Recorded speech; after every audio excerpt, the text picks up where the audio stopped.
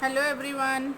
Today we are here to study our chapter 3 from class 9th English Moments book, and the chapter name is Ishwaran the Storyteller, written by R.K. Lakshman.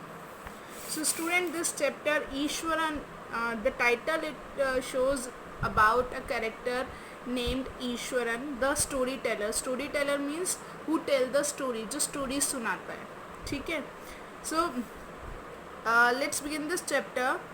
One night Mahendra woke up from his sleep and saw a dark cloudy form. एक रात महेंद्र जो है अपनी नींद से जागता है और देखता है बहुत ही मतलब एक डार्क क्लाउडी मतलब बादल की सी फॉर्म में कुछ कुछ देखता है. He broke out in A cold sweat. वो बहुत ज़्यादा कोल्ड स्वेट क्या होता है? डर जाना, स्कैर्ड. वो बहुत ज़्यादा डर जाता है. Was it a ghost? क्या वो घोस्ट था? चलिए इस चैप्टर में पढ़ते हैं तो आगे पता चलेगा. The story was narrated to Ganesh by a young man Mahendra by name. ये जो स्टोरी है गणेश को सुनाई जाती है. किसके द्वारा? कौन सुनाता है? एक यंग मैन जिसका नाम होता है Mahendra. He was a junior supervisor in a firm which offered on hire supervisors at various types of construction sites. जो कि एक जूनियर सुपरवाइज़र है, एक ऐसी फर्म में काम करता है जो कि क्या प्रोवाइड करती है? वो सुपरवाइज़र्स को देते हैं अलग अलग मतलब various type of construction sites. अलग अलग जो कंस्ट्रक्शन साइट्स होती हैं वहाँ पर सुपरवाइज़र्स प्रोवाइड करने का काम करती थी उनकी फर्म. तो वो डिफरेंट टाइप्स की कंस्ट्रक्शन साइट कौन सी होती थी? फैक्ट्रीज होती थी, ब्रिजेस होते थे, डैम्स बनाना, इस तरह से. सो महिंद्रा's job was to keep an eye on the activities at the work site. Mahindra का जॉब क्या था? जो भी एक्टिविटी, जो काम चल रहा है साइट पर, उस पर ध्यान देना. He had to keep moving from place to place every now and then as ordered by his head office. तो उसे हमेशा इधर उधर जाना पड़ता था अलग अलग जगह पर जैसे ही उसके हेड ऑफिस से उसे ऑर्डर मिलता था. From a coal mining area to a railway bridge construction site. Coal mining, कोयले की मतलब जो खान थी उससे वो कहाँ चला गया? रेलवे ब्रिज कंस्ट्रक्शन में की तरफ. और from there after a few months to a chemical plant. और वहाँ से वो क्या गया? Which was coming up somewhere. मतलब वहाँ से कुछ महीनों के बाद वो एक केमिकल प्लांट में चला गया जो कि अभी उसको जहाँ पर जाना था. He was a bachelor. क्योंकि वो बैचलर तक कुंवारा था, उसकी शादी नहीं हुई थी. His needs were simple. उसकी ज़रूरतें भी बहुत सिंपल थी. And he was able to adjust himself to all kinds of odd condition. उसने अपने आप को एडजस्ट कर लिया था सारी जो ऑड कंडीशन होती थी, मतलब जो कि कंफर्टेबल नहीं होती थी. उन सिचुएशन, उन कंडीशन में भी वो अपने आप को एडजस्ट कर लेता था. Whether it was an ill equipped circuit house. चाहे वो एक सर्किट हाउस हो जो कि जहाँ पर ज़्यादा चीज़ें मतलब उनके लिए ना हो. और a makeshift canvas tent in the middle of the stone quarry. या फिर पत्थर की जो खाने होती हैं वहाँ पर कोई काम चलाओ कैनवस टेंट लगा के रहना हो, वो हर जगह अपना जुगाड़ बिठा लेता था और कंफर्ट वो हो जाता था, अपने आप को एडजस्ट कर लेता था. But one asset he had was his cook Eswaran. लेकिन उसके पास उसका एक एसेट था और वो कौन था? Ishwaran. The cook was quite attach to Mahendra and followed him uncomplainingly wherever he was posted. कोई जो कुक था वो महेंद्रा से बहुत ज़्यादा अटैच था और बिना कुछ कंप्लेंट की जहाँ पर महेंद्र जाता था उसकी पोस्टिंग होती थी वो भी उसके साथ साथ पीछे चल पड़ता था. ही कुक्ड फॉर महिंद्रा. वो महिंद्रा के लिए खाना बनाता था. Washed his clothes. उसके कपड़े धोता था. And chatted away with his master at night. और रात को अपने मालिक से वो बातें करता था. He could weave out endless story. वो बहुत एंडलेस मतलब जो कभी ख़त्म ना हो, इतनी बड़ी बड़ी स्टोरीज भी बना सकता था. And anecdotes on varied subjects. Varied subject मतलब अलग अलग सब्जेक्ट और टॉपिक के ऊपर वो छोटी छोटी कहानियाँ भी बना लेता था. Ishwaran also had an amazing capacity to produce vegetables and cooking ingredients. Eswaran में एक बहुत ही शानदार सी कैपेसिटी थी. वो क्या थी कि वो वेजिटेबल्स उगा लेता था और कुकिंग इंग्रेडिएंट्स जो कुकिंग के लिए जो सामान चाहिए होता था वो सब वो अरेंज कर लेता था. Seemingly out of nowhere in the middle of a desolate landscape with no shops visible for miles round. ऐसे एरिया में जहाँ पर कुछ भी नहीं होता था, बिल्कुल खाली होता था, सुनसान होता था, शॉप्स नहीं होती थी दूर दूर कई मीलों तक, वहाँ पर भी वो कुकिंग इंग्रेडिएंट्स अरेंज कर लेता था, सब्जियाँ उगा लेता था. He would miraculously conjure up the most delicious dishes made with fresh vegetables within an hour of arriving at the zinc sheet shelter at the new workplace.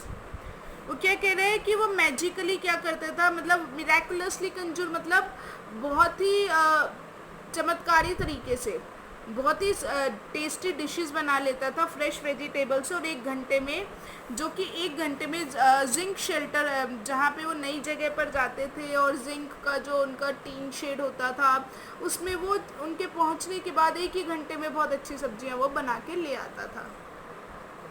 Mahindra would be up early in the morning and leave for work after breakfast, carrying some prepared food with him. Mahindra सुबह जल्दी उठता था और breakfast करने के बाद वो चला जाता था, अपने साथ कुछ खाना बना हुआ ले जाता था.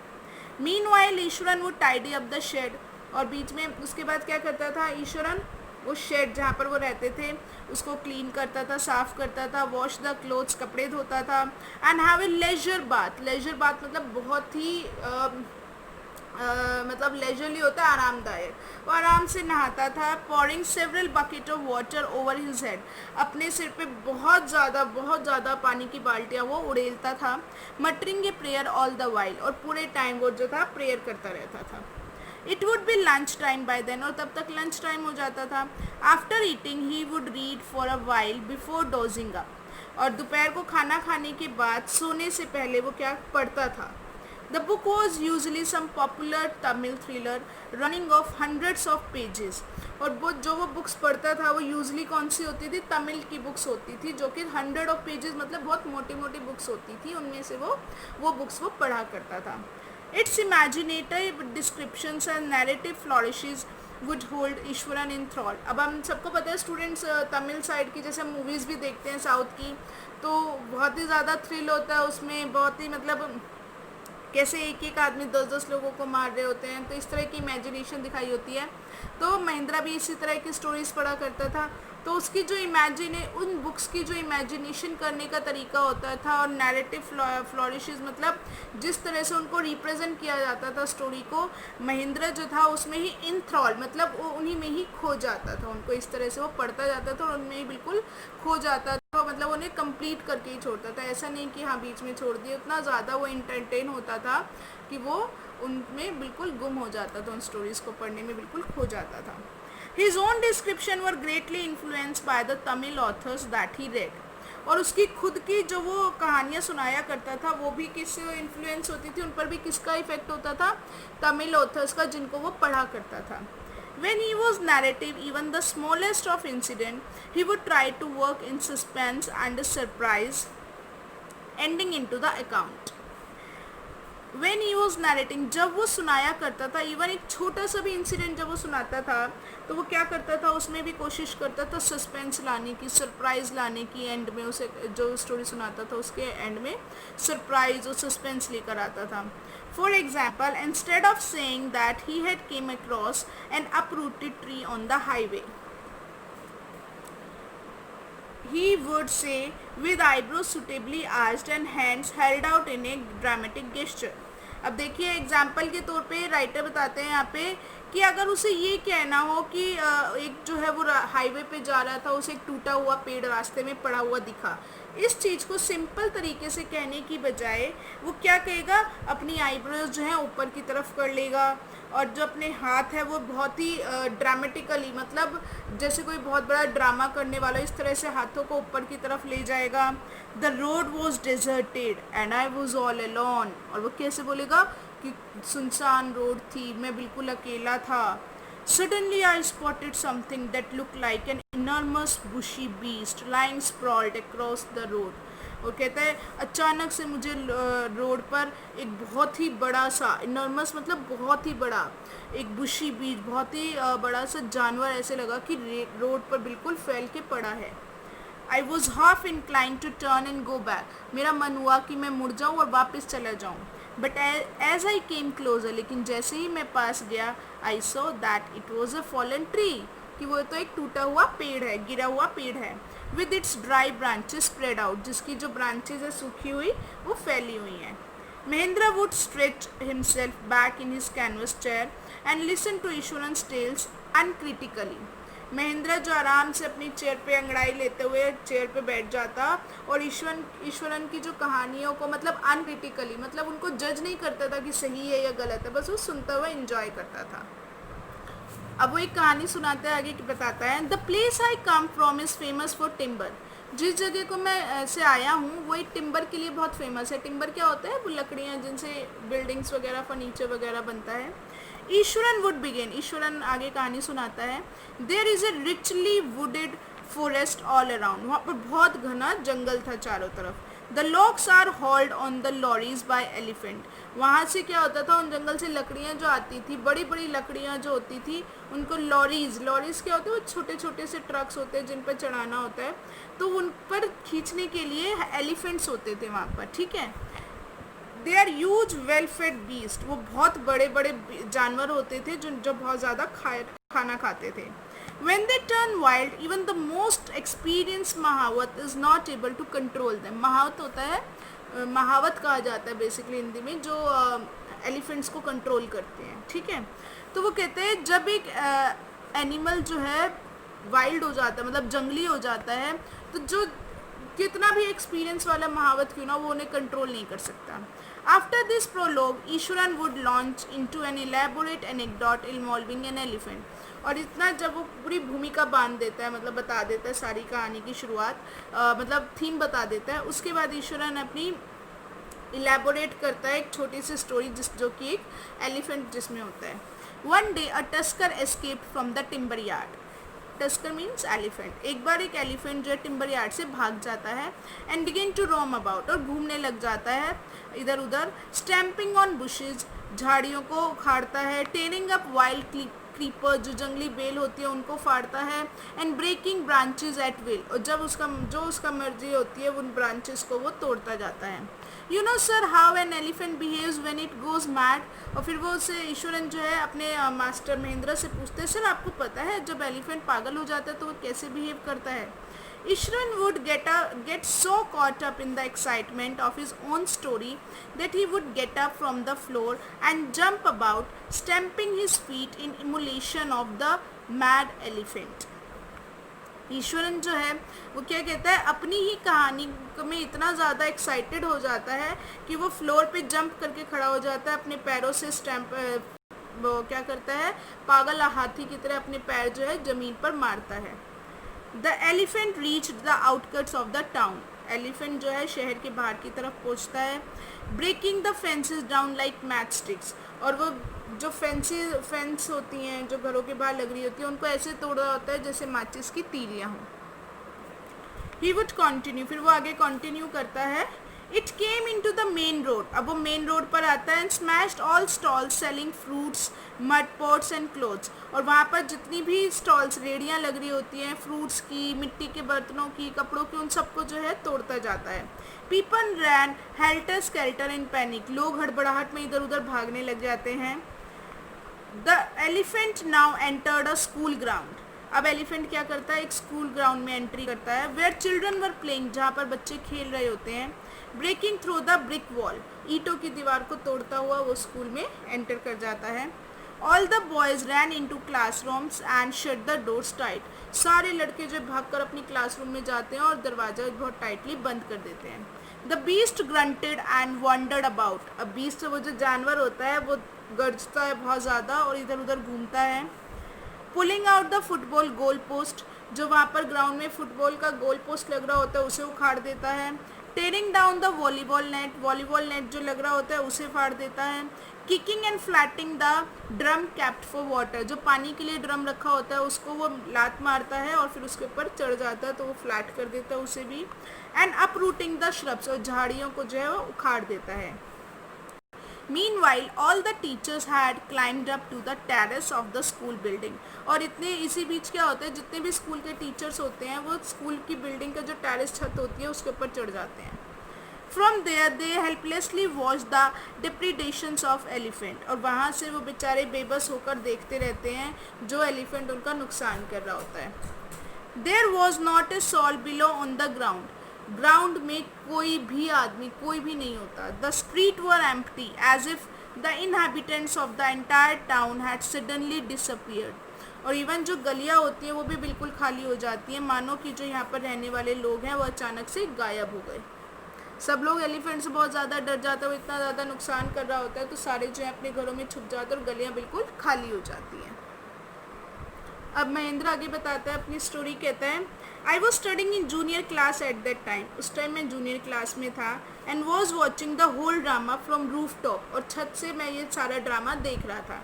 I don't know what came over me suddenly. मुझे नहीं पता मेरे अंदर क्या आ गया. I grabbed a cane from the hands of one of the teachers and ran down the streets and into the open. कहते हैं मैंने अपने टीचर के हाथ से एक डंडा लिया और नीचे सीढ़ियों में चला गया खुले में. The elephant grunted and menacingly swung a branch of tree which it held in its trunk. कहते हैं एलिफेंट ने मेरी तरफ देख के बहुत ज़ोर की गर्जन की और जो उसने अपने ट्रंक में, अपनी सूंड में जो ट्री की ब्रांच ले रखी थी उसे लहराते हुए मेरी तरफ फेंका. It stamped its feet. उसने अपने पैरों को ज़मीन पर मारा. Kicking up a lot of mud and dust. और बहुत ज़्यादा धूल उड़ाई उसने. It looked frightening. वैसे डरावना लग रहा था. But I moved slowly towards it. और मैं धीरे धीरे उसकी तरफ बढ़ा. Stick in hand. मेरे हाथ में स्टिक थी. People were watching the scene hypnotized from nearby housetops. लोग जो थे बिल्कुल हिप्नोटाइज होकर, जैसे मतलब मेरी ही तरफ देखे जा रहे. एक टक उनको और कुछ उनके दिमाग में नहीं था, वो मेरी तरफ देखे जा रहे थे अपने घरों की छतों पर से. The elephant looked at me red-eyed. Elephant जो था मेरी तरफ लाल आंखें करके देख रहा था, मतलब गुस्से में देख रहा था. Ready to rush toward me. मेरी तरफ वो बढ़ रहा था. It lifted its trunk and trumpeted loudly. उसने अपनी ट्रंक उठाई ऊपर और बहुत ज़ोर से उसने गर्जन की. At that moment I moved forward. और उसी टाइम मैं आगे की तरफ बढ़ा. Mustering all my force. मैंने अपनी पूरी ताकत लगाई. Whacked its third toenail on the quack. और जल्दी से मैंने उसकी जो पैर का जो थर्ड नेल था उस पर बहुत ज़ोर से उस डंडे से मार दिया. The beast looked stunned for a moment. एक मिनट के लिए तो वो जो बीस्ट, वो एनिमल जो था वो एकदम से हैरान रह गया. Then it shivered from head to foot and collapsed. फिर वो सिर से लेके पाँव तक कांपा और कोलैप्स्ड, गिर गया. At this point Eswaran would leave the story unfinished. अब क्योंकि ईश्वरन स्टोरी सुना रहा था, अब जब वो इतनी सुना देता है उसके बाद वो स्टोरी को बीच में ही अनफिनिश्ड छोड़ देता है. And get up mumbling. और बड़बड़ाना शुरू करता है. I will be back after lighting the gas and warming up the dinner. कहता है मैं गैस जलाकर खाना गर्म करके अभी आता हूँ. Mahendra who had been listening with rapt attention would be left hanging. और महेंद्र जो इतने ध्यान से स्टोरी सुन रहा होता है उसे बीच में ही वो छोड़ जाता है. When he returned, और जब वो वापस आता है, Eswaran would not pick up the thread of the story right away. Eswaran वहीं से कहानी बताना शुरू नहीं करता जहाँ से उसने छोड़ी थी. Mahendra would have to remind him that the conclusion was pending. Mahendra को उसे बताना पड़ता है कि जो तुम स्टोरी सुना रहे थे उसका कंक्लूजन अभी बच रहा है, सुनाओ आगे. Mahendra would have to Well, a veterinary doctor was summoned to revive the animal. फिर वो आगे उसने बताया कि उसके बाद क्या हुआ. Eswaran would shrug casually. Eswaran अपने कंधे कैजुअली, मतलब जैसे होता है ना कि ये तो बहुत मामूली सी बात थी, इस तरह से अपने कंधे ऊपर उठाते हुए कहते हैं उसके बाद क्या हुआ. एक जानवरों के डॉक्टर को बुलाया गया और फिर एनिमल होश में लाया गया. 2 days later it was led away by its महावत to the jungle. और 2 दिन बाद वो महावत जो है उसे जंगल वापस ले जाते हैं. Well, how did you manage to do it, Eswaran? How did you bring down the beast? अब महेंद्र उससे पूछते ये सब तुमने कैसे किया ईश्वरन, तुम एक जानवर को कैसे काबू में ले आए. अब क्योंकि ये थोड़ा सा अनबिलीवेबल स्टोरी लग रही थी तो इसलिए उससे महेंद्र ने ये सब पूछा. It has something to do with the Japanese art I think sir. अब वो जो ईश्वरन है वो कहते हैं सर मुझे लगता है ये एक जापानीज आर्ट होती है. कराटे और जूजित्सु इट इज़ कॉल्ड, इसे शायद कराटे या जूजित्सु कुछ कहते हैं। I had read about it somewhere, मैंने इसके बारे में कहीं पढ़ा था। It temporarily paralyses the nervous system you see, कहते देखो कैसे मतलब ये टेम्परेरी थोड़े टाइम के लिए जो नर्वस सिस्टम को पैरालाइज कर देते हैं। अब देखिए इससे पता चलता है कि जो ईश्वरन है वो मतलब उसकी जो स्टोरीज़ होती है वो मनगढ़ंत स्टोरी सुनाता है। वो ये बात बता रहा था जब वो बहुत छोटा था, जूनियर क्लासेस में था, और अब ये बताता है कि मैंने इसके बारे में पढ़ा था बुक में। अब सोचिए इतनी छोटा सा बच्चा तो स्टोरीज़ इतनी बड़ी बड़ी नहीं पढ़ता होगा, तो मतलब वो अपनी तरफ से इमेजिनेटिव स्टोरीज सुनाया करता था। Not a day passed without Ishwaran recounting some story packed with adventure, horror and suspense. अब देखिए आगे बताते हैं कि कोई भी दिन ऐसा नहीं होता था जब ईश्वरन कोई स्टोरी ना सुनाए जिसमें एडवेंचर, कुछ डरावना सा, सस्पेंस सा ना हो। Whether the story was credible और नॉट, चाहे वो स्टोरी मतलब बिलीव करने लायक हो चाहे ना हो। Mahendra enjoyed listening to it because of an inimitable way in which it was told. Mahendra जो था उन कहानियों को इन्जॉय करता था क्योंकि उनका जो सुनाने का तरीका था वो बहुत ही यूनिक, डिफरेंट सा होता था। Ishwaran seem to be more than make up for the absence of a TV in Mahendra's living quarters. Ishwaran जो था वो क्या लगता था, महेंद्र के लिविंग क्वार्टर जहाँ पे वो रहता था क्वार्टर में, टीवी की जगह मतलब उसके घर में टीवी नहीं था तो टीवी की जो एब्सेंट थी उसकी कमी वो जो था ईश्वरन पूरी कर देता था। मेकअप फॉर एब्सेंस मतलब मेकअप होता है किसी कमी को पूरा कर देना, तो टीवी की जो एब्सेंस थी उसकी कमी को कौन पूरा कर देता था, ईश्वरन। वही उसे एंटरटेन कर देता था कहानियाँ सुना सुना के, राइट। चलिए आगे पढ़ते हैं। One morning when Mahendra was having breakfast Eswaran asked, एक सुबह जब महेंद्र ब्रेकफास्ट कर रहा था ईश्वरन ने पूछा, can I make something special for dinner tonight sir, कहते क्या आज रात को कुछ स्पेशल बना लो मैं। After all today is an auspicious day, आज बहुत ही अच्छा दिन है।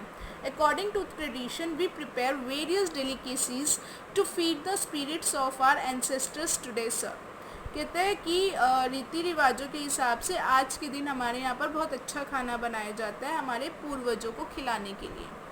That night, Mahendra enjoyed the most delicious dinner and complimented Ishwaran on his culinary skills. Culinary skills होता है कुकिंग का जो आर्ट, कुकिंग आर्ट होती है। तो महेंद्र जो है उस दिन बहुत अच्छा खाना खाता है और वो जो है ईश्वरन को कॉम्प्लीमेंट देता है उसके अच्छे खाना बनाने पर। He seemed very pleased, वो बहुत खुश लग रहा था, but unexpectedly launched into a most garish account involving the supernatural, लेकिन उसे पता नहीं था, उसने उम्मीद नहीं की थी कि वो एक गारिश मतलब बहुत ही डिटेल एक ऐसे अकाउंट की बात करेंगे, एक ऐसे टॉपिक पे बात करेंगे जो कि उसे पसंद नहीं था। और वो टॉपिक क्या था, सुपरनेचुरल मतलब घोस्ट और स्पिरिट की जो भूत और प्रेत आत्माओं की बातें होती हैं उस पर। अब देखिए बात कैसे शुरू होती है। You know sir this entire factory area we are occupying was once a burial ground. अब देखिए ही स्टार्टेड, ही कौन है यहाँ पर, ईश्वरन। ईश्वरन शुरू करता है, बोलता है सर आपको पता है ये जो हमने एरिया ले रखा है फैक्ट्री का, किसी टाइम पर ये एक बरियल ग्राउंड होता था, मतलब एक कब्रिस्तान हुआ करता था। Mahendra was jogged out of the pleasant reverie he had drifted into after the satisfying meal. Mahendra जो कि इतना अच्छा खाना खाने में मतलब वो खोया हुआ था, मतलब बहुत इंजॉय कर रहा था उस खाने को, एकदम से हिल जाता है, जग डाउन मतलब हिल जाता है जब वो ऐसी बात सुनता है।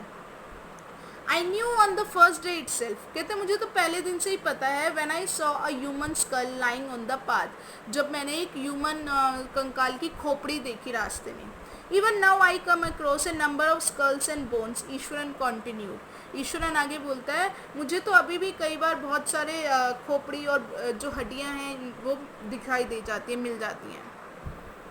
He went on to narrate how he sometimes saw ghost at night, फिर वो आगे बताता है कि किस तरह से उसे कभी कभी रात को भूत दिखाई देते हैं। I am not easily frighten by these things sir, वो कहते हैं मैं जल्दी से इन चीज़ों से डरता नहीं हूँ। I am a brave fellow, मैं बहुत बहादुर हूँ। But one horrible ghost of a women which appears off and on at midnight during the full moon, कहते लेकिन बहुत ही डरावना सा भूत जो कि एक औरत का है वो अपीयर दिखाई देता है कभी कभी। वो कब दिखाई देता है, जबकि फुल मून होता है उसमें आधी रात को, पूर्णमासी की आधी रात को। It is an ugly creature with matted hair, बहुत ही गंदी दिखने वाली है वो, और उसके जो हेयर है बहुत ही ख़राब से हेयर है, और शिवर्ड फेस, बहुत ही पिचका हुआ सा फेस है, रिंकल वाला फेस है, like a skeleton holding a foetus in its arm, और ऐसे लगता है जैसे किसी स्केलेटन, किसी कंकाल ने अपने आर्म्स में फीटस होता है अनबॉर्न बेबी जो पैदा ना होता है, जो स्टमक में ही होता है, मतलब लेडीज़ के, तो उसे फीटस बोलते हैं। कहते हैं उसने ऐसे लगता है अपने हाथ में फीटस ले रखा हो।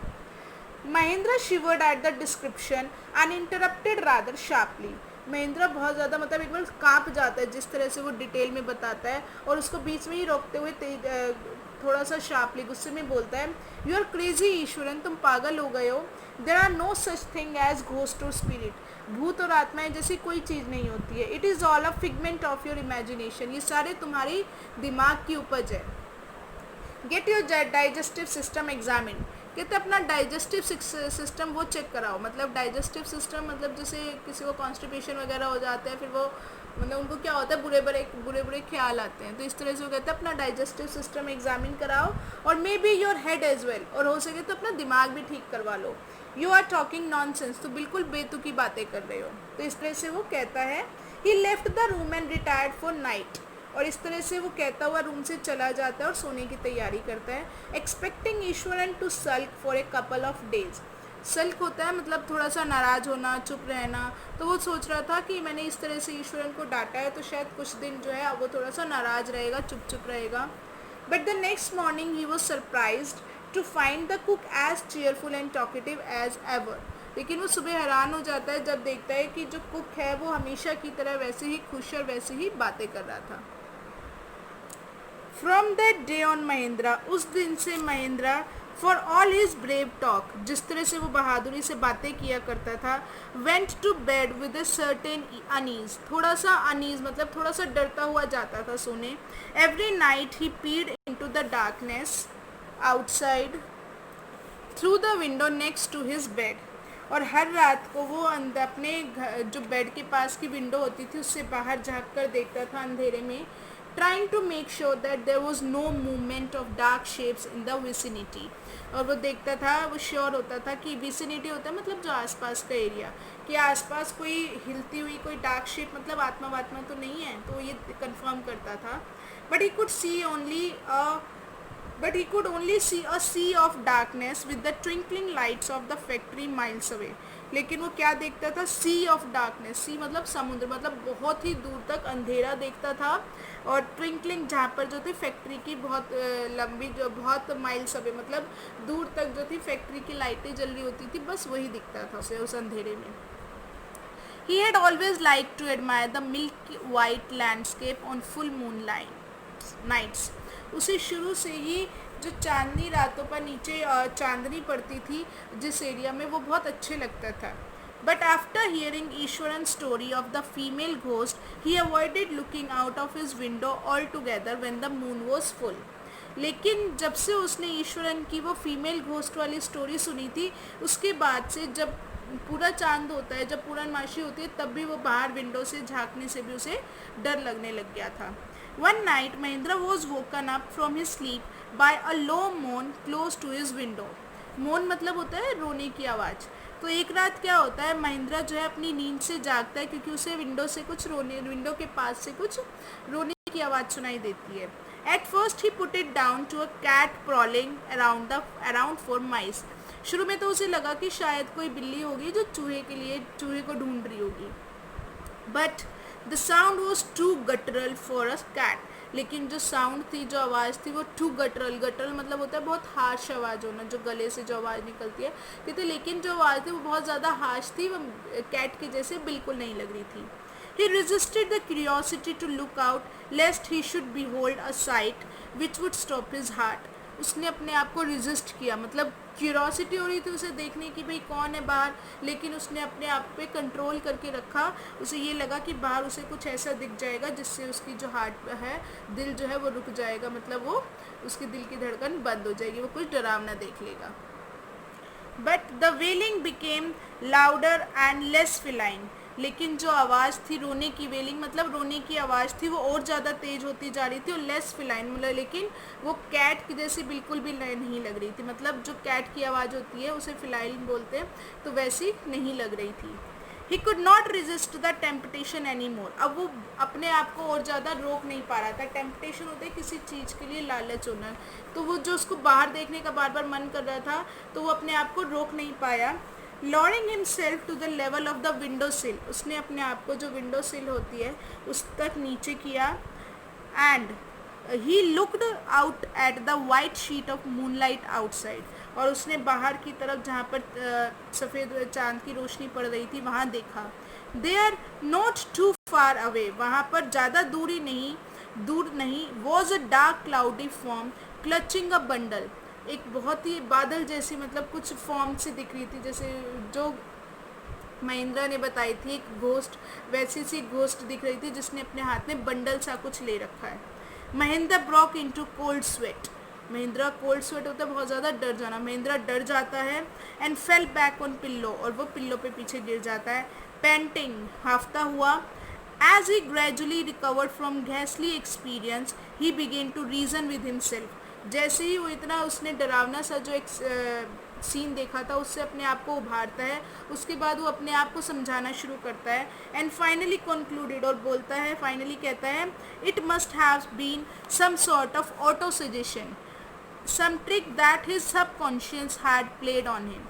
कहता है कि ये ज़रूर कुछ मेरे दिमाग में ऐसे अचानक से ये ख्याल आ गया होगा, क्योंकि मेरे सबकॉन्शियस माइंड में कहीं ना कहीं मैंने ये स्टोरी सुन रखी थी, तो मेरे माइंड ने ऑटोमेटिकली वैसा ही मुझे सीन दिखाना शुरू कर दिया। तो ये और कुछ नहीं है, बस मेरे दिमाग का वहम है। By the time he had got up in the morning, had a bath and come out to have his breakfast, the horror of the previous night had faded from his memory. अब सुबह जब वो तैयार होता है, उठता है, नहाता है, तब तक ब्रेकफास्ट वगैरह करता है, तब तक उसका जो पहली रात का जो डर था वो उसकी मेमोरी, उसकी याद में से निकल जाता है, धीरे धीरे फेड हो जाता है, मतलब निकल जाता है। Eswaran greeted him at the door with his lunch packet and his bag. Eswaran उसे दरवाजे पर ही ग्रीट करता है और उसे लंच पैकेट पकड़ाता है और उसका बैग देता है। Just as Mahendra was stepping out, Ishwaran grinned, जैसे ही महेंद्र बाहर निकलने लगता है, ईश्वरन जो है ग्रिन करना मतलब स्माइल करना, अपने दांत दिखाते हुए स्माइल करता है और कहता है, sir remember the other day when I was telling you about the female ghost with a foetus in its arm. वो कहते हैं, सर आपको याद है एक दिन मैंने आपको एक फीमेल घोस्ट के बारे में बताया था जिसके हाथ में फीटस था। You were so angry with me for imagining things, आप मेरे पर बहुत गुस्सा कर रहे थे उस दिन की मैं इमेजिन कर लेता हूँ चीज़ों को। Well you so her your self last night. अब वो कहते हैं, सर आपने पिछली रात देख लिया ना। I came running hearing the sound of mourning that was coming from your room. कहते मैं भागता हुआ आया, जब मुझे वो आवाज़, रोने की आवाज़ आपके कमरे में से आ रही थी, तब मैं भागता हुआ वहाँ पे आया। A chill went down Mahindra spine. Chill went down spine मतलब होता है समबडी स्पाइन, मतलब ये एक तरह का प्रोवर्ब है स्टूडेंट्स, इसका मतलब होता है कि बहुत ज़्यादा डर जाना। तो एकदम से महिंद्रा जो है वो डर जाता है। He did not wait for Ishwaran to complete his sentence, वो वेट नहीं करता कि ईश्वरन अपनी बात पूरी करे। He hurried away to office, वो जल्दी से ऑफिस में जाता है। एंड हैंडेड हिज पेपर, अपने पेपर जो है वहाँ पर दे देता है। Resolving to leave the haunted place the very next day, और वो क्या रिजॉल्व लेता है वहाँ पर, वो पेपर किस चीज़ के देता है, वहाँ पे रेजिग्नेशन दे देता है।